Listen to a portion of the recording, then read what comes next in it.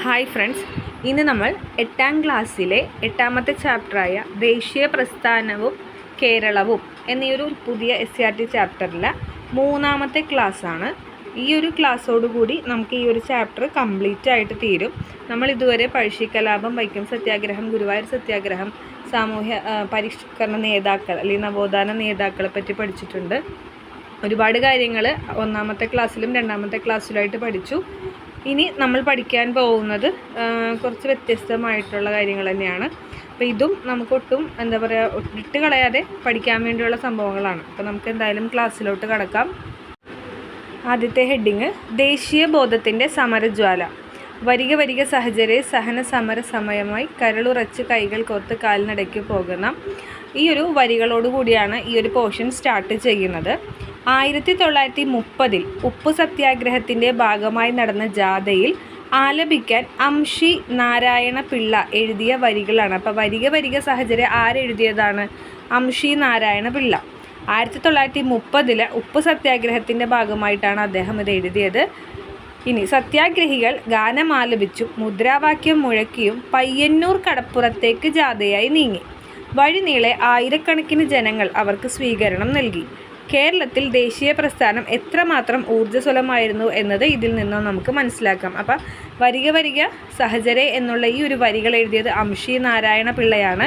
1930 ഉപ്പു സത്യാഗ്രഹവുമായിട്ടാണ് റിലേറ്റ് ചെയ്ത് നിൽക്കുന്നത്. മലബാർ. കേരളത്തിലെ ഇതര പ്രദേശങ്ങളെ അപേക്ഷിച്ച് മലബാറിൽ ദേശീയ പ്രസ്ഥാനം കൂടുതൽ കരുത്തുറ്റതായിരുന്നു. മലബാർ ജില്ലാ കോൺഗ്രസ് കമ്മിറ്റിയുടെ രൂപീകരണവും ഹോം റൂൾ ലീഗിൻ്റെ പ്രവർത്തനങ്ങളും ദേശീയ പ്രസ്ഥാനത്തെ ചലിപ്പിച്ചു. അപ്പോൾ ഏതൊക്കെയാണ്? മലബാർ ജില്ലാ കോൺഗ്രസ് കമ്മിറ്റീൻ്റെ രൂപീകരണവും ഹോം റൂൾ ലീഗിൻ്റെത്. ഖിലാഫത്ത്, നിസ്സഹകരണ പ്രസ്ഥാനങ്ങൾക്ക് വലിയ പിന്തുണയാണ് മലബാറിലെങ്ങും ലഭിച്ചത്. സമരത്തിൻ്റെ ഭാഗമായി ജനങ്ങൾ വിദേശ നിർമ്മിത വസ്തുക്കളും കോടതികൾ, വിദ്യാലയങ്ങൾ മുതലായ സർക്കാർ സ്ഥാപനങ്ങളും ബഹിഷ്കരിച്ചു. അപ്പോൾ ഏതൊക്കെയാണ് ബഹിഷ്കരിച്ചത്? വിദേശ നിർമ്മിത വസ്തുക്കൾ, കോടതികൾ, വിദ്യാലയങ്ങൾ മുതലായ സർക്കാർ സ്ഥാപനങ്ങൾ ബഹിഷ്കരിച്ചു. സമരത്തിന് സ്ത്രീകളുടെയും വിദ്യാർത്ഥികളുടെയും മികച്ച പങ്കാളിത്തം ഉണ്ടായിരുന്നു. C Kunhiraman Menon, K Kelappan, U Gopalamenon, K P Kesavamenon, Muhammad Abdurahman Sahib, E Moidu Moulavi, Moyyarath Sankaran തുടങ്ങിയവരായിരുന്നു പ്രധാന നേതാക്കൾ. അപ്പോൾ മലബാറിലുണ്ടായ നേതാക്കന്മാരാരൊക്കെയാണ്? C Kunhiraman Menon, K Kelappan, Gopalamenon, K P Kesavamenon, Muhammad Abdurahman Sahib, Moidu Moulavi, Moyyarath Sankaran തുടങ്ങിയവരാണ്. നിയമലംഘന പ്രസ്ഥാനത്തിൻ്റെ ഭാഗമായി ഗാന്ധിജിയുടെ നേതൃത്വത്തിൽ അഖിലേന്ത്യാ തലത്തിൽ ഉപ്പു സത്യാഗ്രഹം നടന്നപ്പോൾ അതിൻ്റെ അലയൊലികൾ കേരളത്തിലുമുണ്ടായി. കേരളത്തിലെ ഉപ്പു സത്യാഗ്രഹത്തിൻ്റെ കേന്ദ്രം മലബാറിലെ പയ്യന്നൂർ ആയിരുന്നു. അപ്പം കേരളത്തിൽ ഉപ്പു സത്യാഗ്രഹത്തിൻ്റെ കേന്ദ്രം എവിടെയായിരുന്നു? ഇത് PYQ ആണ്. കേരളത്തിലെ ഉപ്പു സത്യാഗ്രഹത്തിൻ്റെ കേന്ദ്രം മലബാറിലെ പയ്യന്നൂരിലായിരുന്നു. കെ കേളപ്പനാണ് സത്യാഗ്രഹം നയിച്ചത്. അപ്പോൾ 1930 ഉപ്പു സത്യാഗ്രഹം എവിടെയാണ് കേരളത്തിൽ നടന്നത്? മലബാറിലെ പയ്യന്നൂരിലായിരുന്നു. ആര് നേതൃത്വം നൽകി? കെ കേളപ്പനാണ് നേതൃത്വം നൽകിയത്. കേരളത്തിൻ്റെ നാനാഭാഗങ്ങളിൽ നിന്നും സത്യാഗ്രഹികൾ പയ്യന്നൂരിലെ കടപ്പുറത്തേക്ക് എത്തിച്ചേരുകയും അതിൽ പങ്കാളികളാവുകയും ചെയ്തു.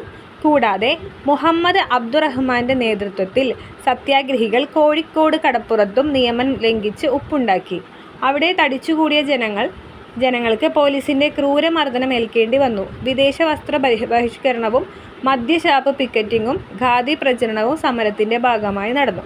അപ്പോൾ നമ്മൾ പറഞ്ഞു പയ്യന്നൂർ നേതൃത്വം കൊടുത്തത് കെ കേളപ്പൻ. കോഴിക്കോട് നേതൃത്വം കൊടുത്തത് ആരാണ്? മുഹമ്മദ് അബ്ദുറഹ്മാൻ സാഹിബാണ്. അതുപോലെ തന്നെ ഇവിടെ എന്തൊക്കെയാണ് ബഹിഷ്കരിച്ചത്? വിദേശ വസ്ത്ര ബഹിഷ്കരണവും മദ്യഷാപ്പ് പിക്കറ്റിങ്ങും ഖാദി പ്രചരണവും ഇതിൻ്റെ ഭാഗമായിട്ട് നടന്നു. ഇത് 3 പോയിൻ്റ് ഇമ്പോർട്ടൻ്റ് ആണ്. അബ്ദുറഹ്മാൻ സാഹിബിൻ്റെ ഫോട്ടോ ഒക്കെ നമുക്ക് കൊടുത്തിട്ടുണ്ട്. ഇതാണ് മുഹമ്മദ് അബ്ദുറഹ്മാൻ സാഹിബ്. ഇദ്ദേഹത്തിൻ്റെ നേതൃത്വത്തിൽ കോഴിക്കോടാണ് ഉപ്പു സത്യാഗ്രഹം നടന്നത്. അതുപോലെ തന്നെ പയ്യന്നൂരാണെങ്കിൽ ആരാണ്? കെ കേളപ്പനാണ് പയ്യന്നൂർ. അതുപോലെ നമുക്ക് തന്നിരിക്കുന്ന ഒരു ബോക്സാണ്.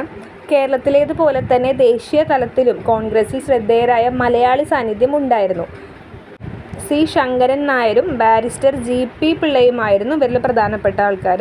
അപ്പോൾ കേരളത്തിലെ പോലെ തന്നെ ദേശീയ തലത്തിലുമുണ്ടായ 2 മലയാളികളാണ് barrister GP Pillai, C Sankaran Nair അല്ലെങ്കിൽ ചേറ്റൂർ ശങ്കരൻ നായർ എന്നും അറിയപ്പെടുന്നു. ഇനി നമുക്ക് തന്നിട്ടുള്ളൊരു ബോക്സാണ് ഗാന്ധിജി കേരളത്തിൽ. 1920 ഗാന്ധിജിയും മൗലാന ഷൗക്കത്ത് അലിയും നിസ്സഹകരണ ഖിലാഫത്ത് സമരത്തിൻ്റെ പ്രചരണാർത്ഥം കോഴിക്കോട് എത്തി. അപ്പോൾ ആരൊക്കെയാണ് എത്തിയത്? ഗാന്ധിജിയും ഗാന്ധിജിൻ്റെ കൂടെ ആരാണ് വന്നത്? മൗലാന ഷൗക്കത്ത് അലി. ഇവരെന്തിനു വന്നു? നിസ്സഹകരണ ഖിലാഫത്ത് സമരത്തിൻ്റെ പ്രചരണാർത്ഥമാണ് ഇവരെത്തിയത്. എവിടെയാണ് വന്നത്? കോഴിക്കോട്.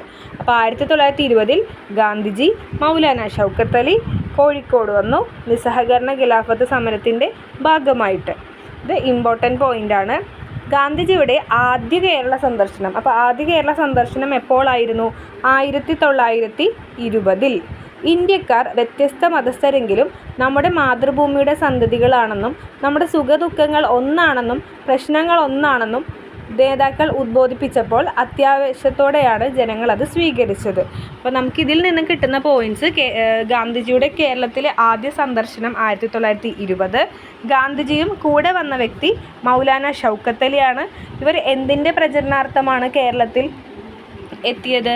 നിസ്സഹകരണ ഖിലാഫത്ത് സമരത്തിൻ്റെ. എവിടെയാണ് എത്തിയത്? കോഴിക്കോടാണ് ഇവർ എത്തിയത്. ഇത്രയും പോയിൻറ്റ്സാണ് ഈ ഒരു ബോക്സിൽ നിന്ന് ഇമ്പോർട്ടൻ്റ് ആയിട്ട് വരുന്നത്. നമ്മൾ വൈക്കം സത്യാഗ്രഹം, ഗുരുവായൂർ സത്യാഗ്രഹം എല്ലാം പഠിച്ചു. ഇനി നമുക്ക് മലബാർ കലാപത്തെ പറ്റി പഠിക്കാം. നമ്മൾ ശ്രീരംഗപട്ടണം ഉടമ്പടി കഴിഞ്ഞ പാർട്ടിൽ കണ്ടിട്ടുണ്ടായിരുന്നു. 1792 മാർച്ച് 18, 1792 മാർച്ച് 18 ശ്രീരംഗപട്ടണം ഉടമ്പടി. 3ാം ആംഗ്ലോ മൈസൂർ യുദ്ധത്തിൻ്റെ അവസാനത്തോടു കൂടിയാണ് അത് നടന്നതെന്നൊക്കെ നമ്മൾ പറഞ്ഞു. അപ്പോൾ ഈ ഒരു മലബാർ കലാപം നമുക്കൊന്ന് എന്താണെന്ന് നോക്കാം. മലബാറിലെ ബ്രിട്ടീഷ് വിരുദ്ധ ജന്മിവിരുദ്ധ പ്രക്ഷോഭമായിരുന്നു മലബാർ കലാപം. അപ്പോൾ ബ്രിട്ടീഷ് വിരുദ്ധ ജന്മിവിരുദ്ധ പ്രക്ഷോഭമായിരുന്നു മലബാർ കലാപം. നിസ്സഹകരണ ഖിലാഫത്ത് സമരത്തോടൊപ്പം നേരത്തെ തന്നെ മലബാറിൽ സജീവമായിരുന്ന കുടിയാൻ പ്രസ്ഥാനവും ചേർന്നപ്പോൾ അത് മലബാർ കലാപമായി പരിണമിച്ചു. 1921, അപ്പോൾ മലബാർ കലാപത്തിൻ്റെ ഡേറ്റാണ് 1921. ഏറനാട്, വള്ളുവനാട്, പൊന്നാനി താലൂക്കുകളിലാണ് കലാപം വ്യാപിച്ചത്. ഇത് സ്റ്റേറ്റ്മെൻറ്റ് രീതിയിൽ വരും. ഏതൊക്കെ താലൂക്കുകൾ? ഏറനാട്, വള്ളുവനാട്, പൊന്നാനി താലൂക്കുകളിലാണ് കലാപം വ്യാപിച്ചത്. ഏറനാട്, വള്ളുവനാട്, പൊന്നാനി താലൂക്കുകളിൽ 1921. ജന്മിമാരും ഗവൺമെൻറ് ഉദ്യോഗസ്ഥരും കലാപത്തിലേർപ്പെട്ട കർഷകരുൾപ്പെടെ നിരവധി പേർക്ക് ജീവഹാനി സംഭവിച്ചു. മലബാർ സ്പെഷ്യൽ പോലീസിനെയും പട്ടാളത്തെയും ഉപയോഗിച്ച് ബ്രിട്ടീഷ് ഗവൺമെൻറ് കലാപം അടിച്ചമർത്തി. ഇതൊരു PYQ ആണ്. മലബാർ സ്പെഷ്യൽ പോലീസിനെയും പട്ടാളത്തെയും ഉപയോഗിച്ച് ബ്രിട്ടീഷ് ഗവൺമെൻറ് കലാപം അടിച്ചമർത്തി. മലബാർ കലാപത്തിന് നേതൃത്വം നൽകിയവരിൽ പ്രമുഖരായിരുന്നു അലി മുസ്ലിയാർ, വാര്യംകുന്നത്ത് കുഞ്ഞഹമ്മദ് ഹാജി, MP നാരായണ മേനോൻ. അപ്പോൾ മലബാർ കലാപത്തിന് നേതൃത്വം കൊടുത്തതിൽ പ്രമുഖരാരൊക്കെയായിരുന്നു? അലി മുസ്ലിയാർ, വാര്യംകുന്നത്ത് കുഞ്ഞഹമ്മദ് ഹാജി, MP നാരായണ മേനോൻ. ഈ 3 പേരും പഠിച്ചു വെക്കണം, CRTയിലുള്ളതാണ്. അപ്പോൾ മലബാർ കലാപം 1921 ഏറനാട്, വള്ളുവനാട്, പൊന്നാനി താലൂക്കുകളിലാണ് കലാപം വ്യാപിച്ചത്. നേതൃത്വം നൽകിയത് അലി മുസ്ലിയാർ, വാര്യംകുന്നത്ത് കുഞ്ഞഹമ്മദ് ഹാജി, MP നാരായണ മേനോൻ എന്നിവരാണ്. അതുപോലെ തന്നെ മലബാർ സ്പെഷ്യൽ പോലീസിനെയും പട്ടാളത്തെയും ഉപയോഗിച്ച് ബ്രിട്ടീഷുകാർ ഈ ഒരു കലാപം അടിച്ചമർത്തുകയും ചെയ്തു. തന്നിരിക്കുന്ന ബോക്സിൽ വാഗൺ കൂട്ടക്കൊല, അതായത് മലബാർ കലാപകാലത്തുണ്ടായ ദാരുണ സംഭവമാണ് വാഗൺ കൂട്ടക്കൊല അല്ലെങ്കിൽ വാഗൺ ട്രാജഡി എന്നൊക്കെ നമ്മൾ പറയും. ബ്രിട്ടീഷ് പോലീസ് ഓഫീസർ ഹിച്ച്കോക്കിൻ്റെ മേൽനോട്ടത്തിൽ 100ഓളം തടവുകാരെ തിരൂരിൽ നിന്നും മലബാറിന് പുറത്തുള്ള ജയിലുകളിലേക്ക് കൊണ്ടുപോകാൻ കാറ്റും വെളിച്ചവും കടക്കാത്ത ചരക്ക് തീവണ്ടിയിൽ കയറ്റി. യാത്രാമധ്യേ ശ്വസിക്കാൻ വായുവോ കുടിക്കാൻ ഒരിറ്റ് വെള്ളമോ കിട്ടാതെ ബോഗിയിൽ വെച്ച് പകുതിയിലധികം പേരും മരണപ്പെട്ടു. അപ്പോൾ ഇതിനകത്ത് ആരാ നേതൃത്വം കൊടുത്തത്? ഹിച്ച്കോക്കാണ്. ബ്രിട്ടീഷ് ഉദ്യോഗസ്ഥൻ ഹിച്ച്കോക്കിൻ്റെ നേതൃത്വത്തിലാണ്. ഒരു 100-ലധികം ആളുകൾ ആ ഒരു ബോഗിയിൽ ഉണ്ടായിരുന്നു. അതുപോലെ തന്നെ തിരൂരിൽ നിന്നും മലബാറിന് പുറത്തുള്ള വേറെ സ്ഥലത്തോട്ടാണ് കൊണ്ടുപോയിരുന്നത്. വാഗൺ കൂട്ടക്കൊല എന്ന് പറയുന്നത് ഇത് മലബാർ കലാപവുമായി ബന്ധപ്പെട്ടിരിക്കുന്നു. അപ്പോൾ മലബാർ കലാപം അതുപോലെ തന്നെ വാഗൺ കൂട്ടക്കൊല ഇതൊക്കെ ടെക്സ്റ്റിൽ തന്നത് നമ്മൾ നോക്കിയിട്ടുണ്ട്. ഇനി നമുക്ക് തന്നിരിക്കുന്ന മറ്റൊരു ബോക്സാണ് തിരൂരങ്ങാടി പൂക്കോട്ടൂർ പാണ്ടിക്കാട് സംഘർഷങ്ങൾ. പൂക്കോട്ടൂരിലെ ഖിലാഫത്ത് കമ്മിറ്റി സെക്രട്ടറി ആയിരുന്ന വടക്കേ വീട്ടിൽ മുഹമ്മദിനെ, ഈ പേര് വളരെ ഇമ്പോർട്ടൻ്റ് ആണ്, വടക്കേ വീട്ടിൽ മുഹമ്മദിനെ മോഷണക്കുറ്റം ചുമത്തി അറസ്റ്റ് ചെയ്യാൻ ബ്രിട്ടീഷ് പോലീസ് ശ്രമിച്ചു. അപ്പം മെയിനായിട്ടുള്ള കാരണം എന്താണ്? നമ്മുടെ പൂക്കോട്ടൂരിലെ ഖിലാഫത്ത് കമ്മിറ്റി സെക്രട്ടറിയാണ് ആര്? വടക്കേ വീട്ടിൽ മുഹമ്മദ്. അദ്ദേഹത്തെ മോഷണക്കുറ്റം ചുമത്തി അറസ്റ്റ് ചെയ്യാൻ ബ്രിട്ടീഷുകാർ ശ്രമിച്ചു. ഇതിനെ തുടർന്ന് ആദ്യം തിരൂരങ്ങാടിയിലും പിന്നീട് പൂക്കോട്ടൂരിലും പാണ്ടിക്കാടിലും ബ്രിട്ടീഷ് പോലീസും ജനങ്ങളും തമ്മിൽ ഏറ്റുമുട്ടലുണ്ടായി. മലബാർ കലാപകാലത്ത് നടന്ന പ്രധാന സംഭവങ്ങളായിരുന്നു ഇതെല്ലാം. അപ്പോൾ എവിടെയൊക്കെയാണ്? തിരൂരങ്ങാടി, പൂക്കോട്ടൂർ, പാണ്ടിക്കാട് സംഘർഷങ്ങൾ. ആരെയാണ് പിടിച്ചുകൊണ്ട് പോകാൻ പോയത്? വടക്കേ വീട്ടിൽ മുഹമ്മദിനെയാണ് മോഷണക്കുറ്റം ചുമത്തി അറസ്റ്റ് ചെയ്യാനായിട്ട് പോയത്. ഈ വടക്കേ വീട്ടിൽ മുഹമ്മദ് ആരാണ്? പൂക്കോട്ടൂരിലെ ഖിലാഫത്ത് കമ്മിറ്റി സെക്രട്ടറിയാണ് ഇദ്ദേഹം. ഖിലാഫത്ത് കമ്മിറ്റി സെക്രട്ടറി. ഇത്രയും കാര്യങ്ങളാണ് നമുക്ക് ഈ ഒരു ബോക്സിൽ നിന്ന് പഠിക്കാനായിട്ടുള്ളത്. അടുത്തതായി നമുക്ക് പഠിക്കാനുള്ളത് ക്വിറ്റ് ഇന്ത്യ സമരത്തെക്കുറിച്ചാണ്. ക്വിറ്റ് ഇന്ത്യ സമരം 1942 ഓഗസ്റ്റ് 9 ആ ഡേറ്റ് ഇമ്പോർട്ടൻ്റ് ആണ്. ഓഗസ്റ്റ് 9, 1942 ഓഗസ്റ്റ് 9 CRT തന്നിട്ടുള്ളത്. അഖിലേന്ത്യാ വ്യാപകമായി ആരംഭിച്ച ക്വിറ്റ് ഇന്ത്യ സമരത്തെ തുടർന്ന് ഗാന്ധിജി അടക്കമുള്ള പ്രമുഖ നേതാക്കൾ അറസ്റ്റ് ചെയ്യപ്പെട്ടു. അതുകൊണ്ട് തന്നെ മറ്റ് ഗാന്ധിയൻ സമരങ്ങളിൽ നിന്ന് വിഭിന്നമായി അക്രമ സ്വഭാവത്തോടെയുള്ള സമരമായി ഇത് മാറി. അപ്പോൾ സാധാരണ ഗാന്ധിജിയുടെ സമരങ്ങൾ എങ്ങനെയായിരിക്കും? വലിയ അടിപിടിയൊന്നുമില്ല, അതൊരു സമാധാനപരമായിരിക്കും. പക്ഷേ ഇതെന്ന് പറയുന്നത് അക്രമ സ്വഭാവത്തോടെയുള്ള സമരമായിട്ടാണ് മാറിയത്. ഏത്? ക്വിറ്റ് ഇന്ത്യ സമരം. എപ്പോൾ നടന്നു? 1942 ഓഗസ്റ്റ് 9. കേരളത്തിൽ മലബാർ, കൊച്ചി, തിരുവിതാംകൂർ മേഖലകളിൽ സ്ത്രീകളും വിദ്യാർത്ഥികളും അടക്കമുള്ള ജനവിഭാഗങ്ങൾ സമരത്തിൽ സജീവമായി പങ്കെടുത്തു. ഇതിൻ്റെ ഭാഗമായി നടന്ന പ്രധാന സംഭവമാണ് കീഴരിയൂർ ബോംബ് കേസ്. അപ്പോൾ ക്വിറ്റ് ഇന്ത്യ സമരവുമായി ബന്ധപ്പെട്ട് കിടക്കുന്നു കീഴരിയൂർ ബോംബ് കേസ്. അത് വളരെ ഇമ്പോർട്ടൻ്റ് ആണ്. കീഴരിയൂർ ബോംബ് കേസ് എന്താണെന്ന് നമുക്ക് നോക്കാം. ക്വിറ്റ് ഇന്ത്യ സമരകാലത്ത് കോഴിക്കോട് ജില്ലയിലെ കൊയിലാണ്ടിക്കടുത്തുള്ള കീഴരിയൂരിൽ വെച്ച് ഒരു വിഭാഗം സമരക്കാർ ബോംബ് നിർമ്മിച്ചു.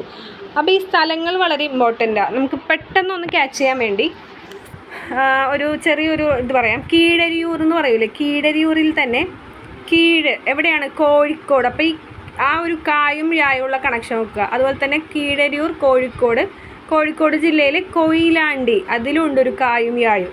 അപ്പോൾ കീഴരിയൂർ ബോംബ് കേസ് കോഴിക്കോടുള്ള കൊയിലാണ്ടിയിലുള്ള കീഴരിയൂരിൽ വെച്ച് ബോംബ് നിർമ്മിച്ചു. ഓക്കെ. വിവിധയിടങ്ങളിൽ ആളപായമില്ലാതെ ബോംബ് പൊട്ടിച്ച് ബ്രിട്ടീഷുകാരെ ഭയപ്പെടുത്തുകയായിരുന്നു ഇവരുടെ ലക്ഷ്യം.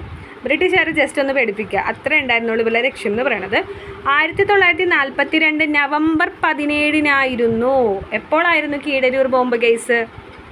1942 നവംബർ 17 ബ്രിട്ടീഷുകാരെ വിറപ്പിച്ച സ്ഫോടനങ്ങൾ നടന്നത്. ഇതിനു പിന്നിൽ പ്രവർത്തിച്ച ഡോക്ടർ KB മേനോൻ ഉൾപ്പെടെയുള്ളവരെ ബ്രിട്ടീഷ് പോലീസ് പിടികൂടുകയും കഠിന തടവിന് ശിക്ഷിക്കുകയും ചെയ്തു.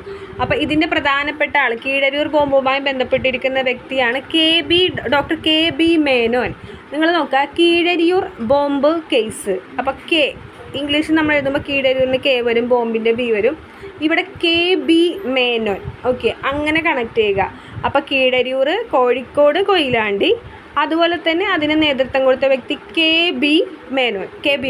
ഓക്കെ. 1942 ക്വിറ്റ് ഇന്ത്യ സമരം നടന്ന വർഷം തന്നെ നവംബർ 17. അപ്പോൾ ക്വിറ്റ് ഇന്ത്യ സമരം നടന്നത് എപ്പോഴാണ്? 1942 ഓഗസ്റ്റ് 9 നടന്നത്. ഓഗസ്റ്റ് 9. അതൊരു അക്രമ സ്വഭാവത്തോടെയുള്ളൊരു സമരമായിരുന്നു. അപ്പോൾ ഇത്രയും കാര്യങ്ങളാണ് കീഴരിയൂർ ബോംബ് കേസുമായും ക്വിറ്റ് ഇന്ത്യ സമരവുമായിട്ട് നമുക്ക് നമ്മുടെ ടെക്സ്റ്റിൽ തന്നിട്ടുള്ളത്. ഇനി നമുക്ക് വായിച്ച് മനസ്സിലാക്കാനായിട്ടൊരു ഹെഡിങ് ഉണ്ട്. കൊച്ചി എന്ന് പറഞ്ഞ് തന്നേക്കണത്. രാജവാഴ്ച നിലനിന്നിരുന്ന കൊച്ചിയിൽ ബ്രിട്ടീഷ് പരമാധികാരം സ്ഥാപിക്കപ്പെട്ടത് മുതൽ അതിനെതിരെ ജനകീയ പ്രക്ഷോഭങ്ങൾ ഉണ്ടായിട്ടുണ്ട്. സദ്ഭരണം സ്ഥാപിക്കുക എന്നതായിരുന്നു ആദ്യകാല പ്രക്ഷോഭങ്ങളുടെ ലക്ഷ്യം. അപ്പോൾ ആദ്യകാലത്തുള്ള പ്രക്ഷോഭങ്ങളുടെ പ്രധാനപ്പെട്ട ലക്ഷ്യം എന്താണ്? സദ്ഭരണം സ്ഥാപിക്കുക. പിന്നീട് രാഷ്ട്രീയ അവകാശങ്ങൾ നേടിയെടുക്കാൻ വേണ്ടിയുള്ള സമരങ്ങൾ ആരംഭിച്ചു. ഇത് ജസ്റ്റ് ഒന്ന് മനസ്സിലാക്കി വെക്കാനാണ് ഇവരുടെ ലക്ഷ്യം. സദ്ഭരണം സ്ഥാപിക്കുക എന്നതായിരുന്നു. അപ്പോൾ നമ്മൾ കൊച്ചിനെ നോക്കി. ഇനി നമുക്ക് കൊച്ചി രാജ്യ പ്രജാമണ്ഡലം എന്താണെന്ന് നോക്കാം. ഉത്തരവാദ ഭരണം നേടുക എന്ന ലക്ഷ്യത്തോടെ 1941 കൊച്ചി രാജപ്രജാമണ്ഡലം എന്ന പേരിൽ ഒരു സംഘടന രൂപീകൃതമായി. അപ്പം കൊച്ചി പ്രജാമണ്ഡലം എന്ന് പറയുന്നത് ഒരു സംഘടനയാണ്. ഉത്തരവാദ ഭരണം നേടുക എന്നതാണ് അവരുടെ ലക്ഷ്യം. എന്തായിരുന്നു ലക്ഷ്യം? ഉത്തരവാദ ഭരണം നേടുക. ഏത് വർഷമാണ് കൊച്ചി രാജപ്രജാമണ്ഡലം സ്ഥാപിച്ചത്, അല്ലെങ്കിൽ ആ ഒരു സംഘടന ഉണ്ടായത്? 1941 ഇക്കണ്ട വാര്യർ, പനമ്പള്ളി ഗോവിന്ദ മേനോൻ, VR കൃഷ്ണൻ എഴുത്തച്ഛൻ എന്നിവർ പ്രജാമണ്ഡലത്തിൻ്റെ പ്രവർത്തനങ്ങൾക്ക് നേതൃത്വം നൽകി. അപ്പോൾ ആരൊക്കെയാണ് ഇതിൻ്റെ നേതൃത്വം നൽകിയവർ? ഇക്കണ്ട വാര്യർ, പനമ്പള്ളി ഗോവിന്ദ മേനോൻ, VR കൃഷ്ണൻ എഴുത്തച്ഛൻ. ഓക്കെ, ഈ 3 പേര്, കൃഷ്ണൻ എഴുത്തച്ഛൻ, ഇക്കണ്ട വാര്യർ, പനമ്പള്ളി ഗോവിന്ദ മേനോൻ എന്നിവരാണ് കൊച്ചി രാജപ്രജാമണ്ഡലത്തിന് നേതൃത്വം നൽകിയവർ. 1941 ഈ ഒരു സംഘടന വന്നത്. എന്താണ് ഇവരുടെ ലക്ഷ്യം? ഉത്തരവാദ ഭരണം നേടുക എന്നതാണ് ഇവരുടെ ലക്ഷ്യം. ഇനി ഉത്തരവാദ ഭരണം ലഭിക്കുന്നതിന് വേണ്ടി ദേശവ്യാപകമായി സമരം നടത്താൻ ഇവർ തീരുമാനിക്കുകയും 1946 ജൂലൈ 29 ഉത്തരവാദ ഭരണ ദിനമായി ആചരിക്കുകയും ഉണ്ടായി. അപ്പോൾ എപ്പോഴാണ് ഉത്തരവാദ ഭരണ ദിനമായിട്ട് ആചരിച്ചത്? 1946 ജൂലൈ 29. പിൽക്കാലത്ത് പ്രജാമണ്ഡലം ഇന്ത്യൻ നാഷണൽ കോൺഗ്രസിൽ ലയിച്ചു. ഇക്കണ്ട വാര്യർ പ്രധാനമന്ത്രിയായി കൊച്ചിയിൽ ആദ്യത്തെ കോൺഗ്രസ് മന്ത്രിസഭ അധികാരമേറ്റു. അപ്പോൾ നമ്മൾ പറഞ്ഞു കൊച്ചി രാജപ്രജാമണ്ഡലം അവരുടെ ലക്ഷ്യം ഉത്തരവാദ ഭരണം നേടുക എന്നുള്ളതാണ്. 1941 ഈ ഒരു സംഘടന വന്നത്. ഇതിന് നേതൃത്വം നൽകിയത് പനമ്പള്ളി ഗോവിന്ദ മേനോൻ, ഇക്കണ്ട വാര്യർ, VR കൃഷ്ണൻ എഴുത്തച്ഛൻ എന്നിവരാണ്. ഇവർ ഉത്തരവാദ ഭരണ ദിനമായിട്ട് ആചരിച്ചത് 1946 ജൂലൈ 29 അതിനുശേഷം ഈ ഒരു പ്രജാമണ്ഡലം എന്ത് ചെയ്തു? INC ഇന്ത്യൻ നാഷണൽ കോൺഗ്രസ്സിൽ ലയിച്ചു. അപ്പോൾ എന്ത് പറ്റി? ഇക്കണ്ട വാര്യർ പ്രധാനമന്ത്രിയായി കൊച്ചിയിൽ ആദ്യത്തെ കോൺഗ്രസ് മന്ത്രിസഭ അധികാരമേറ്റു. ഇത്രയുമാണ് കൊച്ചി രാജപ്രജാമണ്ഡലത്തിൽ നമുക്ക് പഠിക്കാനുള്ളത്. ഡേറ്റ് ഇമ്പോർട്ടൻ്റ് ആണ്. നേതൃത്വം കൊടുത്ത VR കൃഷ്ണൻ എഴുത്തച്ഛൻ, ഇക്കണ്ട വാര്യർ, പനമ്പള്ളി ഗോവിന്ദൻ ഇവരൊക്കെ ഇമ്പോർട്ടൻ്റ് ആയിട്ടുള്ള കാര്യമാണ്. ഇവരുടെ ലക്ഷ്യം ഉത്തരവാദ ഭരണം നേടുക. ഉത്തരവാദ ഭരണദിനം ജൂലൈ 29, 1946. ഓക്കെ, ഇത്രയുമാണ് മെയിനായിട്ടുള്ള കാര്യങ്ങൾ. നമുക്ക് ഇവരുടെ ഫോട്ടോ ഒക്കെ തന്നിട്ടുണ്ട്, ഇക്കണ്ട വാര്യരുടെയും പനമ്പള്ളി ഗോവിന്ദ മേനോൻ്റെയൊക്കെ. നമുക്ക് നിവർത്തനം എന്താണെന്ന് നോക്കാം. അപ്പോൾ നമ്മുടെ കൊച്ചി രാജപ്രജാമണ്ഡലം കഴിഞ്ഞടുത്ത് വരുന്ന ഒരു ഹെഡിങ് ആണ് തിരുവിതാംകൂർ. തിരുവിതാംകൂറിൽ ജനങ്ങളുടെ രാഷ്ട്രീയ ബോധത്തെ തട്ടിയുണർത്തിയ ആദ്യകാല പ്രക്ഷോഭങ്ങളായിരുന്നു മലയാളി മെമ്മോറിയൽ, ഈഴവ മെമ്മോറിയൽ. ടെക്സ്റ്റിൽ ടേബിളായിട്ടാണ് തന്നിട്ടുള്ളത്. ഇത് രണ്ടും ഇമ്പോർട്ടൻ്റ് ആയിട്ടുള്ളതാണ്. ഒരുപാട് തവണ ചോദ്യങ്ങൾ വന്നിട്ടുണ്ട്. നമുക്കിപ്പോൾ ആദ്യം മലയാളി മെമ്മോറിയൽ എന്താണെന്ന് നോക്കാം. തിരുവിതാംകൂറിലെ സർക്കാർ ജോലികളിൽ തിരുവിതാംകൂറുകാർക്ക് മതിയായ പ്രാതിനിധ്യം വേണമെന്ന ആവശ്യം. അപ്പം തിരുവിതാംകൂറിലാണല്ലോ മലയാളി മെമ്മോറിയൽ നടക്കുന്നത്. അപ്പോൾ അവിടുത്തെ മെയിൻ പ്രശ്നം എന്താ? അവിടെ സർക്കാർ ജോലിയിലെ ആളുകളുണ്ട്. അവിടെ തിരുവിതാംകൂറുകാർക്ക് മതിയായ പ്രാതിനിധ്യം നൽകണമെന്നായിരുന്നു ഈ മലയാളി മെമ്മോറിയലിൻ്റെ ഒരു ലക്ഷ്യം. 1891 ജനുവരി 1 ഡേറ്റ് വളരെ ഇമ്പോർട്ടൻ്റ് ആണ്. 1891 ജനുവരി 1 ഈ ആവശ്യം ഉന്നയിച്ച് ജനങ്ങൾ ഒപ്പിട്ട നിവേദനം മഹാരാജാവിന് സമർപ്പിച്ചു. ആരാണ് നേതൃത്വം കൊടുത്തത്? GP പിള്ളയാണ് നേതൃത്വം നൽകിയത്. ഇനി ഈഴവ മെമ്മോറിയൽ എന്താണെന്ന് നോക്കാം. സർക്കാർ സർവീസിൽ ഈഴവ സമുദായത്തിന്, പേര് നോക്കൂ, ഈഴവ മെമ്മോറിയൽ, അതേ പേര് തന്നെയല്ലേ, ഈഴവ സമുദായത്തിന് മതിയായ പ്രാതിനിധ്യം നൽകണമെന്ന ആവശ്യം. ഏത് വർഷം? 1896 സെപ്റ്റംബർ 3 ഈഴവ സമുദായ അംഗങ്ങൾ ഒപ്പിട്ട നിവേദനം മഹാരാജാവിന് സമർപ്പിച്ചു. നേതൃത്വം ഡോക്ടർ P. പൽപ്പു.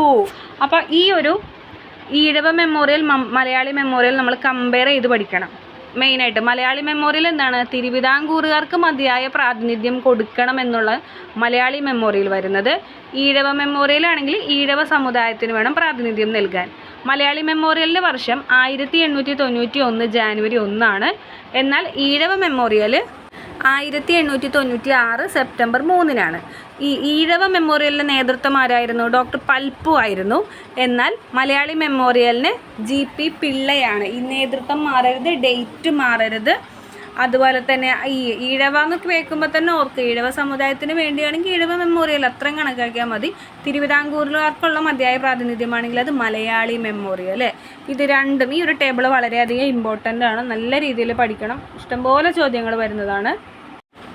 തിരുവിതാംകൂറിൽ ഉത്തരവാദ ഭരണത്തിന് വേണ്ടിയുള്ള പ്രവർത്തനങ്ങൾ നടന്നത് തിരുവിതാംകൂർ സ്റ്റേറ്റ് കോൺഗ്രസിൻ്റെ ആഭിമുഖ്യത്തിലായിരുന്നു. ഓക്കെ, പട്ടം താണുപിള്ളയായിരുന്നു തിരുവിതാംകൂർ സ്റ്റേറ്റ് കോൺഗ്രസിൻ്റെ ആദ്യത്തെ പ്രസിഡന്റ്. അപ്പോൾ ആരായിരുന്നു തിരുവിതാംകൂർ സ്റ്റേറ്റ് കോൺഗ്രസിൻ്റെ പ്രസിഡന്റ്? പട്ടം താണുപിള്ള. നിവേദനങ്ങളിലൂടെയും പ്രത്യക്ഷ സമരപരിപാടികളിലൂടെയും ഇവർ പ്രക്ഷോഭ പ്രവർത്തനങ്ങൾ ആസൂത്രണം ചെയ്തു. ഇനി പഠിക്കാനുള്ള അടുത്തൊരു ഹെഡിങ് ആണ് നിവർത്തന പ്രക്ഷോഭം. തിരുവിതാംകൂറിൽ നടന്ന ശക്തമായ ഒരു രാഷ്ട്രീയ പ്രക്ഷോഭമായിരുന്നു 1932 നിവർത്തന പ്രക്ഷോഭം. അപ്പോൾ നിവർത്തന പ്രക്ഷോഭം നടന്ന വർഷം 1932. ക്രിസ്ത്യൻ, മുസ്ലിം, ഈഴവ വിഭാഗക്കാർ രാഷ്ട്രീയ സമിതി രൂപീകരിച്ച് സംയുക്തമായാണ് പ്രക്ഷോഭം നയിച്ചത്. അപ്പോൾ ഈ ഒരു നിവർത്തന പ്രക്ഷോഭത്തിൽ പങ്കെടുത്തവരാരെല്ലാം? ക്രിസ്ത്യൻസ് ഉണ്ട്, മുസ്ലിംസ് ഉണ്ട്, അതുപോലെ തന്നെ ഈഴവ വിഭാഗക്കാർ. ഇവർ 3 പേരുമാണ് ഈ ഒരു നിവർത്തന പ്രക്ഷോഭത്തിൽ പങ്കെടുത്തവർ. സർക്കാർ ഉദ്യോഗങ്ങളിലും നിയമസഭയിലും ജനസംഖ്യാനുപാതികമായി സംവരണം വേണമെന്നതായിരുന്നു ആവശ്യം. ഇത് ഇമ്പോർട്ടൻ്റ് ആണ്. അതായത് സർക്കാർ ഉദ്യോഗങ്ങളിലും നിയമസഭകളിലും ജനസംഖ്യയ്ക്ക് ആനുപാതികമായിട്ട് സംവരണം വേണമെന്നായിരുന്നു ഇവരുടെ പ്രധാനപ്പെട്ട ഒരു ആവശ്യം എന്ന് പറയുന്നത്. C Kesavan, N V Joseph, P K Kunju എന്നിവർ പ്രക്ഷോഭത്തിന് നേതൃത്വം നൽകിയെന്നവർ ഭയങ്കര ഇമ്പോർട്ടൻ്റ് ആണ്. സി കേശവൻ, അതുപോലെ തന്നെ N V Joseph, P K Kunju, continuous പറഞ്ഞു പഠിക്കുക. C Kesavan, N V Joseph, P K Kunju എന്നിവരാണ് നിവർത്തന പ്രക്ഷോഭത്തിന് നേതൃത്വം നൽകിയത്. നിവർത്തന പ്രക്ഷോഭം നടന്ന വർഷം 1932. ഏതൊക്കെ വിഭാഗക്കാരാണുള്ളത്? ക്രിസ്ത്യൻ, മുസ്ലിം, ഈഴവരാണ് ഉള്ളത്, ഈഴവ സമുദായക്കാരാണുള്ളത്. അതുപോലെ തന്നെ ഇവരുടെ ആവശ്യം എന്തായിരുന്നു? സർക്കാർ ഉദ്യോഗങ്ങളിലും നിയമസഭകളിലും ജനസംഖ്യയ്ക്ക് ആനുപാതികമായിട്ട് വേണം സംവരണം നൽകാനായിട്ട്. C Kesavan, N V Joseph, P K Kunju എന്നിവരൊക്കെയാണ് നിവർത്തന പ്രക്ഷോഭത്തിന് നേതൃത്വം നൽകിയത്. ഈ പറഞ്ഞ എല്ലാ പോയിൻറ്റ്സും ഇമ്പോർട്ടൻ്റ് ആണ്. നമ്മൾ ഈ ഒരു പേരുകളെല്ലാം നേതൃത്വമൊക്കെ നമ്മൾ റിപ്പീറ്റ് അടിച്ച് പറഞ്ഞാൽ മാത്രമേ നമുക്ക് കിട്ടുള്ളൂ. ടെക്സ്റ്റിൽ തന്നിട്ടുള്ളൊരു ബോക്സാണ് നിവർത്തനം എന്നും പറഞ്ഞിട്ട്. സിവിൽ നിയമലംഘനത്തിൽ നിന്നും നിസ്സഹകരണത്തിൽ നിന്നും വേർതിരിച്ച് കാണിക്കാനാണ് പ്രക്ഷോഭത്തെ നിവർത്തനം എന്ന് വിശേഷിപ്പിച്ചത്. ഈ പേര് നൽകിയത് IC ചാക്കോ എന്ന ഭാഷാ പണ്ഡിതനാണ്. അപ്പോൾ നിവർത്തനം എന്ന പേര് നൽകിയത് ആരാണ്? IC ചാക്കോ. നിവർത്തന പ്രക്ഷോഭം ഡേറ്റ് ഓർത്ത് നോക്കുക. ആരൊക്കെയാണ് നേതൃത്വം നൽകിയത്? C Kesavan, N V Joseph, P K Kunju എന്നിവരെല്ലാമാണ്. അതുപോലെ തന്നെ ആരൊക്കെ? ക്രിസ്ത്യൻ, മുസ്ലിം, ഈഴവരൊക്കെയാണ് ഇതിൽ പങ്കെടുത്തത്. IC ചാക്കോ ആണ് പേര് നൽകിയത്. സ്വദേശാഭിമാനി പത്രം. നമുക്ക് ചിത്രത്തിൽ കെ രാമകൃഷ്ണപിള്ളയുടെ ഒരു ഫോട്ടോ ആണ് തന്നിട്ടുള്ളത്. നമുക്ക് എന്താണെന്നൊന്ന് നോക്കാം. വക്കം അബ്ദുൽ ഖാദർ മൗലവിയുടെ ഉടമസ്ഥതയിലുണ്ടായിരുന്ന സ്വദേശാഭിമാനി പത്രത്തിൻ്റെ പത്രാധിപരായിരുന്നു കെ രാമകൃഷ്ണപിള്ള. നോക്കാം, വക്കം അബ്ദുൽ ഖാദർ മൗലവിയാണ് സ്വദേശാഭിമാനി പത്രത്തിൻ്റെ സ്ഥാപകൻ. ആരാണ് സ്വദേശാഭിമാനി പത്രത്തിൻ്റെ സ്ഥാപകൻ? വക്കം അബ്ദുൽ ഖാദർ മൗലവി. പത്രാധിപരാരാണെന്ന് ചോദിച്ചാലാണ് അത് കെ രാമകൃഷ്ണപിള്ള എന്ന് പറയുന്നത്. കെ രാമകൃഷ്ണപിള്ളയാണ് സ്വദേശാഭിമാനി പത്രത്തിൻ്റെ പത്രാധിപർ. സർക്കാരിൻ്റെ തെറ്റായ നയങ്ങളെയും അഴിമതികളെയും പത്രത്തിലൂടെ അദ്ദേഹം തുറന്ന് എതിർത്തിരുന്നു. തിരുവിതാംകൂർ ദിവാനായിരുന്ന പി രാജഗോപാലാചാര്യയെ നിശിതമായി വിമർശിച്ചുകൊണ്ട് ഒരു ലേഖന പരമ്പര അദ്ദേഹം പ്രസിദ്ധപ്പെടുത്തി. ആരെയാണ് വിമർശിച്ചത്? തിരുവിതാംകൂറിലെ ദിവാനായ പി രാജഗോപാലാചാര്യയെ. ഇതിനെ തുടർന്ന് രാമകൃഷ്ണപിള്ളയെ തിരുവിതാംകൂറിൽ നിന്ന് നാടുകടത്തുകയും സ്വദേശാഭിമാനി പത്രം നിരോധിക്കുകയും ചെയ്തു. ഇതിൽ നിന്ന് നമുക്ക് ഇമ്പോർട്ടൻ്റ്, സ്വദേശാഭിമാനി പത്രത്തിൻ്റെ ഉടമസ്ഥൻ ആരാണ്? അതിൽ സ്ഥാപകൻ ആരാണ്? വക്കം അബ്ദുൽ ഖാദർ മൗലവി. പത്രാധിപർ ആരാണെന്ന് ചോദിച്ചാൽ കെ രാമകൃഷ്ണപിള്ള. ഇദ്ദേഹം ആർക്കെതിരെയാണ്? ഏത് ദിവാൻ? തിരുവിതാംകൂറിലെ ദിവാനായ രാജഗോപാലാചാര്യനെതിരെയാണ് വിമർശിച്ചത്. അതുകൊണ്ട് തന്നെ ഇദ്ദേഹത്തെ നാടുകടത്തുകയും സ്വദേശാഭിമാനി പത്രം നിരോധിക്കുകയും ചെയ്തു. ഇനി നമ്മൾ പഠിക്കാൻ പോകുന്നത് കോൺഗ്രസ് സോഷ്യലിസ്റ്റ് പാർട്ടി. സോഷ്യലിസ്റ്റ് ആശയങ്ങളിൽ തൽപരരായ കോൺഗ്രസ് പ്രവർത്തകർ 1934 കെ കേളപ്പൻ്റെ അധ്യക്ഷതയിൽ കോഴിക്കോട് വെച്ച് യോഗം ചേർന്നു. എവിടെ വെച്ച്? കോഴിക്കോട് വെച്ച്. ആരാണ് അധ്യക്ഷൻ? കെ കേളപ്പൻ. ഏത് വർഷം? 1934. ഇന്ത്യൻ നാഷണൽ കോൺഗ്രസിനുള്ളിൽ ഒരു കോൺഗ്രസ് സോഷ്യലിസ്റ്റ് പാർട്ടി രൂപീകരിക്കാൻ അവർ തീരുമാനിച്ചു. P Krishna Pillai, EM Sankaran Namboodiripad, AK Gopalan എന്നിവരാണ് ഈ വിഭാഗത്തെ നയിച്ചത്. കോൺഗ്രസ് സോഷ്യലിസ്റ്റ് പാർട്ടിയുടെ നേതൃത്വത്തിൽ നിരവധി കർഷക സമരങ്ങൾ കേരളത്തിൽ ഉണ്ടായിട്ടുണ്ട്. ആദ്യം അതായത് കോൺഗ്രസ് ആയിരുന്നു, പിന്നീടാണ് കോൺഗ്രസ് സോഷ്യലിസ്റ്റ് പാർട്ടി ആയിട്ട് മാറിയത്. 1934 കെ കേളപ്പനാണ് ഇതിന് മെയിനായിട്ട് അധ്യക്ഷത വഹിച്ചത് കോഴിക്കോട് വെച്ചിട്ട്. അപ്പോൾ കോൺഗ്രസ് സോഷ്യലിസ്റ്റ് പാർട്ടിയുടെ ആദ്യകാലത്തെ നേതാക്കന്മാർ അല്ലെങ്കിൽ ഇത് നയിച്ചത് ആരൊക്കെയാണ്? പി കൃഷ്ണപിള്ള, EMS നമ്പൂതിരിപ്പാട് അല്ലെങ്കിൽ EM ശങ്കരൻ നമ്പൂതിരിപ്പാട് എന്ന് പറയും, AK ഗോപാലൻ അല്ലെങ്കിൽ AKG എന്നിവരൊക്കെയാണ് ഈ ഒരു കോൺഗ്രസ് സോഷ്യലിസ്റ്റ് പാർട്ടി. അപ്പോൾ 1934 കെ കേളപ്പൻ കോഴിക്കോട് വെച്ചാണ് വന്നത്. അതായത് കോൺഗ്രസ് ആയിരുന്നു, പിന്നീട് അത് കോൺഗ്രസ് സോഷ്യലിസ്റ്റ് പാർട്ടിയായിട്ട് മാറി. ഇനി നമുക്ക് തന്നിട്ടുള്ളൊരു ബോക്സ് പുന്നപ്ര വയലാർ സമരം എന്നാണ്. പുന്നപ്ര വയലാർ സമരം തിരുവിതാംകൂർ ദിവാനായിരുന്ന CP രാമസ്വാമി അയ്യരുടെ സ്വേച്ഛാധിപത്യത്തിനെതിരെയും ഉത്തരവാദ ഭരണം സ്ഥാപിക്കുന്നതിന് വേണ്ടിയുമായിരുന്നു ഈ സമരം.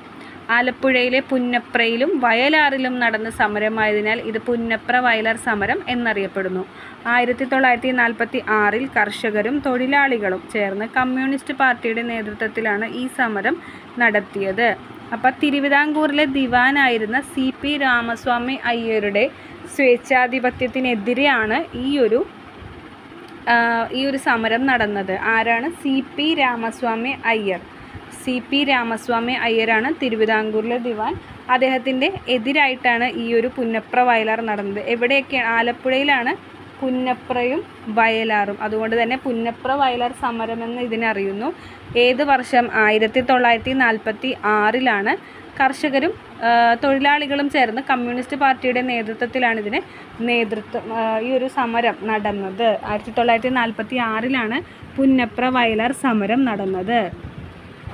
ഇനി നമുക്ക് ടെക്സ്റ്റിൽ തന്നിട്ടുള്ളതിൽ ഇമ്പോർട്ടൻ്റ് ആയിട്ടുള്ള ഒരു ഭാഗമാണ് നിസ്സഹകരണം, നിയമലംഘനം തുടങ്ങിയ സമരങ്ങളിലൂടെ ഇന്ത്യയിൽ ദേശീയ പ്രസ്ഥാനം കരുത്താർജിച്ച കാലത്ത് കേരളത്തിലും സ്ത്രീകളുടെ സജീവ പങ്കാളിത്തം ഉണ്ടായിരുന്നു. അപ്പോൾ നിസ്സഹകരണ സമരവും നിയമലംഘന പ്രസ്ഥാനവുമാണ് മെയിനായിട്ട് ഉണ്ടായത്.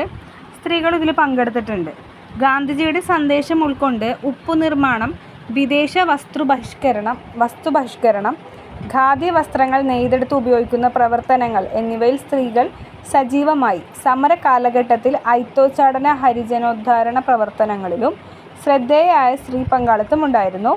സമരങ്ങളുടെ ഭാഗമായി ഒട്ടേറെ സ്ത്രീകൾ ജയിൽവാസം അനുഭവിച്ചിട്ടുണ്ട്. മലബാറിൽ AV കുട്ടിമാളു അമ്മയും അമ്മു സ്വാമിനാഥനും, തിരുവിതാംകൂറിൽ അക്കാമ ചെറിയാൻ, ആനി മസ്ക്രീൻ തുടങ്ങിയവരും ഈ കാലയളവിൽ ദേശീയ പ്രക്ഷോഭങ്ങൾക്ക് നേതൃത്വം നൽകി. അപ്പം മലബാറിലുള്ള സ്ത്രീകൾ ആരൊക്കെയായിരുന്നു? മലബാറിൽ AV കുട്ടിമാളു അമ്മ, അമ്മു സ്വാമിനാഥൻ. AV കുട്ടിമാളു അമ്മയും അമ്മു സ്വാമിനാഥനുമാണ് ഉണ്ടായത്. തിരുവിതാംകൂറിൽ അക്കാമ ചെറിയാനും ആനി മസ്ക്രീനും. അപ്പം നമുക്ക് കണക്ഷന് വേണ്ടി തിരുവിതാംകൂറിൽ എന്തായാലും 2 ആ വെച്ചിട്ട് വരുന്ന ആളുകളാണ്. തിരുവിതാംകൂറിൽ അക്കാമയും ആനിയും. ഇനി മലബാറിലാണെങ്കിലോ AV കുട്ടിമാളു അമ്മ, ആ അമ്മയിൽ അമ്മ തീരുന്ന അവിടെ തന്നെ അമ്മു സ്വാമിനാഥനിലോട്ട് കിടക്കുക. അക്കാമ ചെറിയാനും ആനി മസ്ക്രീൻ തിരുവിതാംകൂറാണെങ്കിൽ AV കുട്ടിമാളു അമ്മ ആൻഡ് അമ്മു സ്വാമിനാഥനാണ് മലബാറിൽ നേതൃത്വം നൽകിയത്. ഇതിനകത്ത് നമുക്ക് ടെക്സ്റ്റിൽ തന്നിരിക്കുന്ന പിക്ചേഴ്സാണ്.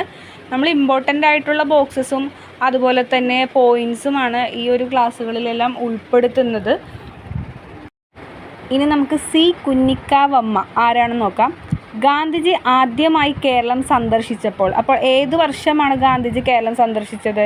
1920 ആരാണ് കൂടെ ഉണ്ടായത്? മൗലാന ഷൗക്കത്ത് അലി. എവിടെ വന്നു? കോഴിക്കോടാണ് ഇവരെത്തിയത്. ഓക്കെ, അപ്പോൾ അതൊക്കെ ഒന്ന് ഓർത്ത് നോക്കുക. സ്വർണ്ണ നൂലിൽ കോർത്ത ഒരു തുളസിമാല മകനെ കൊണ്ട് ഗാന്ധിജിയുടെ കഴുത്തിൽ അണിയിച്ചു. ഉപഹാരം സ്വീകരിക്കണമെങ്കിൽ ആയുഷ്കാലം മുഴുവൻ ഖാദി വസ്ത്രങ്ങൾ മാത്രമേ ധരിക്കുകയുള്ളൂ എന്ന് പ്രതിജ്ഞ ചെയ്യണം ഗാന്ധിജി നിർദ്ദേശിച്ചു. ആ പ്രതിജ്ഞ ജീവിതാവസാനം വരെ പാലിക്കുകയും സമരങ്ങളുടെ ഭാഗമായി നിരവധി തവണ ജയിൽവാസം അനുഭവിക്കുകയും ചെയ്തു. 1938 കേരള പ്രദേശ് കോൺഗ്രസ് കമ്മിറ്റി KPCCയുടെ പ്രസിഡൻ്റായി തിരഞ്ഞെടുക്കപ്പെട്ടു. ഹരിജനോദ്ധാരണം, ഖാദി പ്രചാരണം എന്നിവയിലും സജീവമായിരുന്നു. അപ്പോൾ C കുഞ്ഞിക്കാവമ്മ 1938 കേരള പ്രദേശ് കോൺഗ്രസ് അല്ലെങ്കിൽ KPCCയുടെ പ്രസിഡൻ്റായിട്ട് തിരഞ്ഞെടുത്തിട്ടുണ്ട്. ഹരിജനോദ്ധാരണവും ഖാദി പ്രചാരണവുമാണ്. ഖാദി പ്രചാരണത്തിലും പ്രധാനമായിട്ട് ഇവർ നേതൃത്വം കൊടുത്തിട്ടുണ്ടായിരുന്നു. സജീവമായിരുന്ന ഒരു വ്യക്തിയാണ് C കുഞ്ഞിക്കാവമ്മ. സംസ്ഥാന രൂപീകരണം. അപ്പോൾ സംസ്ഥാന രൂപീകരണം എന്ന് പറയുമ്പോൾ തന്നെ ഓർക്കാം നമ്മുടെ സംസ്ഥാനം കേരളം എങ്ങനെ രൂപീകരിച്ചു എന്നുള്ളതാണ്. നമുക്ക് തന്നിരിക്കുന്ന വരികൾ നോക്കാം. ഭൂമിശാസ്ത്രപരവും ഭാഷാപരവും സാംസ്കാരികവും സാമ്പത്തികവും ഭരണപരവുമായ പരിഗണനകൾ അടിസ്ഥാനമാക്കി കേരളത്തിൻ്റെ ഭാഗങ്ങളായി ഗണിക്കാവുന്ന തിരുവിതാംകൂർ, കൊച്ചി എന്നീ നാട്ടുരാജ്യങ്ങളും ബ്രിട്ടീഷ് ഇന്ത്യൻ വിഭാഗങ്ങളും മയ്യഴിയും ഒരുമിച്ച് ചേർത്ത് ഇന്ത്യൻ യൂണിയനിൽ ഉൾപ്പെടുന്ന സ്വയം ഭരണാധികാരമുള്ള ഒരു ഘടകമായി സംഘടിപ്പിക്കണം. ഈ ഘടകത്തിലെ ഭരണകൂടത്തിൻ്റെ എല്ലാ അധികാരശക്തിയും ജനങ്ങളിൽ നിക്ഷിപ്തമായിരിക്കണം. 1947 തൃശ്ശൂരിൽ വെച്ച് നടന്ന ഐക്യ കേരള കൺവെൻഷൻ പ്രമേയത്തിൽ അതിൽ നിന്നുള്ളൊരു വരികളാണ് തന്നിട്ടുള്ളത്. അപ്പോൾ ഐക്യ കേരള കൺവെൻഷൻ എവിടെ നടന്നു? തൃശ്ശൂരിൽ വെച്ചാണ് നടന്നത്. 1947 1947 തൃശ്ശൂരിൽ വെച്ചാണ് ഐക്യ കേരള കൺവെൻഷൻ നടന്നത്. ഐക്യ കേരള കൺവെൻഷൻ തൃശ്ശൂരിൽ വെച്ച് 1947. 1921 ഒറ്റപ്പാലത്ത് നടന്ന അഖില കേരള പ്രവിശ്യാ സമ്മേളനത്തിൽ മലബാർ, കൊച്ചി, തിരുവിതാംകൂർ എന്നിവിടങ്ങളിൽ നിന്നുള്ള പ്രതിനിധികൾ പങ്കെടുത്തു. അപ്പോൾ അഖില കേരള പ്രവിശ്യാ സമ്മേളനം എവിടെയായിരുന്നു? 1921 ഒറ്റപ്പാലത്ത് വെച്ചായിരുന്നു. 1928 ജവഹർലാൽ നെഹ്റുവിൻ്റെ അധ്യക്ഷതയിൽ ചേർന്ന പയ്യന്നൂർ കോൺഗ്രസ് സമ്മേളനം ഭാവിയിൽ സ്വതന്ത്ര ഭാരതത്തിൻ്റെ ഭരണഘടനയ്ക്ക് രൂപം കൊടുക്കുമ്പോൾ കേരളത്തെ ഒരു പ്രത്യേക സംസ്ഥാനമായി പുനഃസംഘടിപ്പിക്കണമെന്ന് ആവശ്യപ്പെട്ടു. അപ്പോൾ 1928 ജവഹർലാൽ നെഹ്റുവിൻ്റെ നേതൃത്വത്തിലുള്ള ആ ഒരു പയ്യന്നൂർ എവിടെയാണ് നടന്നത്? പയ്യന്നൂർ കോൺഗ്രസ് സമ്മേളനത്തിൽ എന്താണ് പറഞ്ഞത്? ഭാരതം സ്വതന്ത്രമാവുന്ന സമയത്ത് കേരളം ഒരു പ്രത്യേക സംസ്ഥാനമായിട്ട് പുനഃസംഘടിപ്പിക്കണമെന്ന് നേരത്തെ തന്നെ പറഞ്ഞിട്ടുണ്ടായിരുന്നു.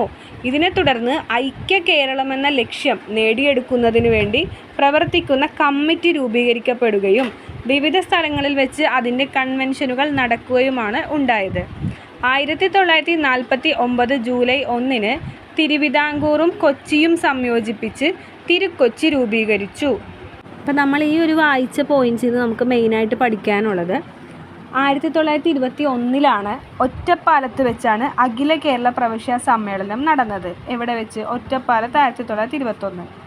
1928 പയ്യന്നൂരിൽ കോൺഗ്രസ് സമ്മേളനം നടന്നു. അതിൽ നേതൃത്വം നൽകിയത് ജവഹർലാൽ നെഹ്റുവാണ്. 1928 ജവഹർലാൽ നെഹ്റുവിൻ്റെ നേതൃത്വത്തിൽ അന്നേ തന്നെ അവർ പറഞ്ഞിട്ടുണ്ടായിരുന്നു, സ്വതന്ത്ര ഭാരതത്തിൽ ഞങ്ങൾക്കൊരു കേരളം അല്ലെങ്കിൽ കേരളം എന്നൊരു പ്രത്യേക സംസ്ഥാനമായിട്ട് പുനഃസംഘടിക്കണമെന്ന് അന്നേ അവർ പറഞ്ഞിട്ടുണ്ടായിരുന്നു. അങ്ങനെ അതിൻ്റെ ഒരു ആദ്യത്തെ ഒരു പടി എന്നുള്ള രീതിയിൽ 1949 ജൂലൈ 1 തിരുവിതാംകൂറും കൊച്ചിയും ചേർന്ന് അല്ലെങ്കിൽ സംയോജിച്ച് തിരുക്കൊച്ചി രൂപീകരിച്ചു. തിരുക്കൊച്ചി വന്നത് എപ്പോഴാണ്? 1949 ജൂലൈ 1. ഡേറ്റ് ഇമ്പോർട്ടൻ്റ് ആണ്, വർഷം ഇമ്പോർട്ടൻ്റ് ആണ്. 1949 ജൂലൈ 1 രൂപീകരിച്ചത്. തിരുക്കൊച്ചിയുമായിട്ട് റിലേറ്റ് ചെയ്ത് വരുന്നൊരു ബോക്സ് തന്നിട്ടുണ്ട്. കൊച്ചി, തിരുവിതാംകൂർ നാട്ടുരാജ്യങ്ങളുടെ അതിർത്തിയിൽ സ്ഥാപിക്കപ്പെട്ടിരുന്ന കല്ലുകളാണ് കൊതിക്കല്ല്. കോ എന്നത് കൊച്ചിയെയും തി എന്നത് തിരുവിതാംകൂറിനെയും സൂചിപ്പിക്കുന്നു. അപ്പം കൊതിക്കല്ല് എന്ന് പറയുന്നത് ഇവരുടെ അതിർത്തിയിൽ വെച്ചിരുന്ന കല്ലാണ് കൊതിക്കല്ല്. അതിൻ്റെ ചിത്രം തന്നിട്ടുണ്ട്. അപ്പം തിരുവിതാംകൂറും കൊച്ചിയും സംയോജിച്ച വർഷം 1949 ജൂലൈ 1 പയ്യന്നൂരിൽ അല്ലെങ്കിൽ ജവഹർലാൽ നെഹ്റു അധ്യക്ഷനായിരുന്ന കോൺഗ്രസ് സമ്മേളനം 1928 പയ്യന്നൂരിൽ വെച്ചിട്ടുള്ളതാണ്. ആദ്യത്തേത് ഏതാണ്? ഒറ്റപ്പാലത്ത് വെച്ച് 1921 അഖില കേരള പ്രവിശ്യാ സമ്മേളനം നടന്നതും. അപ്പോൾ ഈ കൊതിക്കല്ല് മറക്കണ്ട. കോ ഫോർ കൊച്ചി, തി ഫോർ തിരുവിതാംകൂർ. സ്വാതന്ത്ര്യാനന്തരം ഇന്ത്യയിൽ ഭാഷാടിസ്ഥാനത്തിൽ സംസ്ഥാനങ്ങൾ പുനഃസംഘടിപ്പിക്കുന്നതിനായുള്ള ഫസൽ അലി കമ്മീഷൻ രൂപീകൃതമായി. അപ്പോൾ സംസ്ഥാന പുനഃസംഘടന കമ്മീഷൻ ഏതാണ്? ഫസൽ അലി കമ്മീഷൻ എന്നറിയപ്പെടുന്നു. ഫസൽ അലി കമ്മീഷൻ്റെ ശുപാർശ പ്രകാരം മലബാറിനെയും തിരുക്കൊച്ചിയെയും സംയോജിപ്പിച്ച്. അപ്പോൾ നമ്മൾ നോക്കുക, 1949 ജൂലൈ 1 തിരുക്കൊച്ചി രൂപീകരിച്ചു. പിന്നുള്ളത് മലബാർ മാത്രമാണ്. അങ്ങനെ ഈ മലബാറിനെയും തിരുക്കൊച്ചിയെയും സംയോജിപ്പിച്ചുകൊണ്ട് 1956 നവംബർ 1 കേരള സംസ്ഥാനം നിലവിൽ വന്നു. അപ്പോൾ ഈ ഒരു കേരള സംസ്ഥാനം വരുന്നതിന് മുമ്പായി നടന്ന സമ്മേളനങ്ങളാണ് നമ്മൾ നേരത്തെ പഠിച്ച 1921 ഒറ്റപ്പാലത്ത് ഫസ്റ്റ് നടന്നു. 28 പയ്യന്നൂർ നെഹ്റുവിൻ്റെ നേതൃത്വത്തിലാണ് അവർ ഈ ഒരു എന്താ പറയുക കേരളം എന്നൊരു സംസ്ഥാനം ഞങ്ങൾക്ക് വേണം സ്വാതന്ത്ര്യം കിട്ടിയതിന് ശേഷം എന്നുള്ള കാര്യങ്ങളെല്ലാം പറഞ്ഞത്. ഇനി കേരള സംസ്ഥാനം എപ്പോഴാണ് രൂപീകരിച്ചത്? 1956 നവംബർ 1 കേരള സംസ്ഥാനം നിലവിൽ വന്നത്.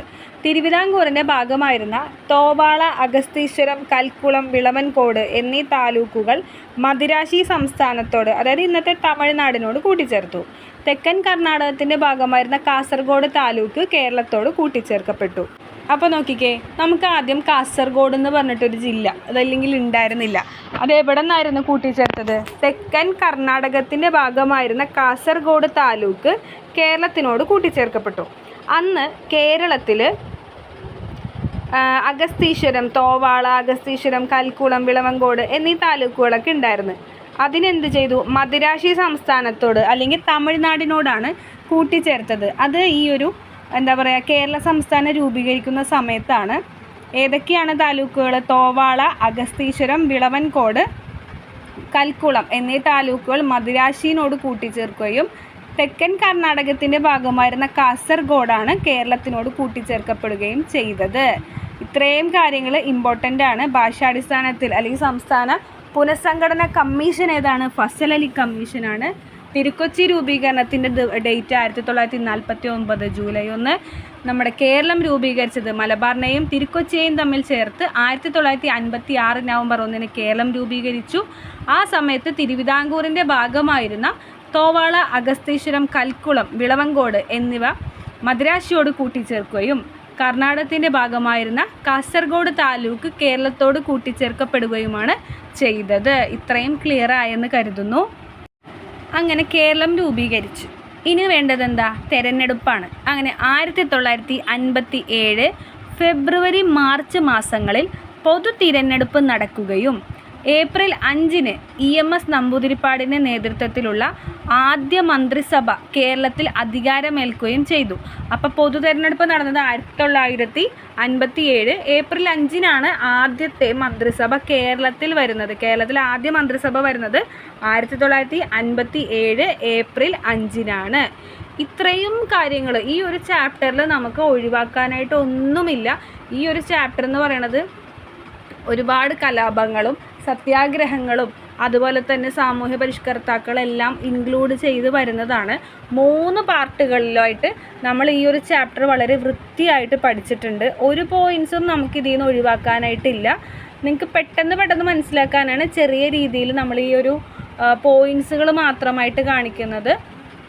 അതുപോലെ തന്നെ നമ്മൾ ഈ ഒരു ചാപ്റ്റർ സ്റ്റാർട്ട് ചെയ്തപ്പോൾ പഴശ്ശീൻ്റെ കാര്യങ്ങളും കുണ്ടറ വിളംബരം, ശ്രീരംഗപട്ടണ ഉടമ്പടി, വൈക്കം സത്യാഗ്രഹം, ഗുരുവായൂർ സത്യാഗ്രഹം, മലബാർ കലാപം, പിന്നെ ഇപ്പോൾ നമ്മൾ നോക്കിയിട്ടുള്ള കൊച്ചി രാജ്യപ്രജാമണ്ഡലം, തിരുക്കൊച്ചി സംയോജനം, ഈഴവ മെമ്മോറിയൽ, മലയാളി മെമ്മോറിയൽ, അതുപോലെ തന്നെ കേരള സംസ്ഥാനം രൂപീകരിച്ച കാര്യങ്ങൾ വരെ, പിന്നെ പുന്നപ്ര വയലാർ സമരം, അങ്ങനെ ഒരുപാട് കാര്യങ്ങൾ ഈ ഒരു ചാപ്റ്ററിൽ നമ്മൾ പഠിച്ചിട്ടുണ്ട്. ഇത്രയുമല്ല ഈ ഒരു എന്താ പറയുക നമുക്ക് തന്നിട്ടുള്ളത്, SCERTൽ തന്നിട്ടുള്ള എല്ലാ പോയിൻറ്സും നമ്മൾ ഇൻക്ലൂഡ് ചെയ്തിട്ടുണ്ട്. അപ്പോൾ എല്ലാവരും നല്ല രീതിയിൽ പഠിക്കുക. അടുത്ത ഒരു SCERT ചാപ്റ്ററുമായിട്ട് നമുക്ക് അടുത്ത ഒരു ക്ലാസ്സിൽ കാണാം. നിങ്ങൾക്ക് ഇഷ്ടപ്പെട്ടാൽ ഒന്ന് ലൈക്ക് ചെയ്യണേ. അതുപോലെ തന്നെ നിങ്ങൾക്ക് ഈ ഒരു ക്ലാസ്സൊക്കെ മനസ്സിലാകുന്നുണ്ടെങ്കിൽ ഒന്ന് സബ്സ്ക്രൈബ് ചെയ്ത് നിങ്ങളുടെ ഫ്രണ്ട്സിനൊക്കെ ഒന്ന് ഷെയർ ചെയ്ത് കൊടുക്കുക. നിങ്ങളുടെ കമൻറ്റ്സ് ഒന്ന് പറയുക, നിങ്ങൾക്ക് എത്രത്തോളം മനസ്സിലാകുന്നുണ്ടെന്ന് അറിയാനാണ്. ക്ലാസ് ഇഷ്ടപ്പെട്ട് കഴിഞ്ഞാൽ ഒന്ന് സപ്പോർട്ട് ചെയ്യുക. അടുത്തൊരു ചാപ്റ്ററുമായിട്ട് നമുക്ക് അടുത്തൊരു ക്ലാസ്സിൽ കാണാം.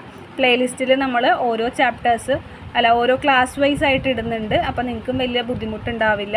ഓരോ 7ാം ക്ലാസ്, 8, 9, 10, 5, 6 എന്നൊക്കെ പറഞ്ഞ് നമ്മൾ ഇടുന്നുണ്ടായിരിക്കും. അതല്ലാതെ ഷുവർ ഷോട്ട് ക്വസ്റ്റ്യൻസും നമ്മൾ വേറെ ചെയ്യുന്നുണ്ട്. PYQ സീരീസും നമ്മുടെ ചാനലിൽ കിടക്കുന്നുണ്ട്. അപ്പോൾ നിങ്ങൾക്ക് അതും കാണാവുന്നതാണ്. അപ്പോൾ ഇത്രയേ ഉള്ളൂ. അപ്പോൾ ഇനി എല്ലാവർക്കും താങ്ക് യു ഫോർ വാച്ചിങ്. നമുക്കിനി അടുത്തൊരു ക്ലാസ്സിൽ കാണാം. Okay, by.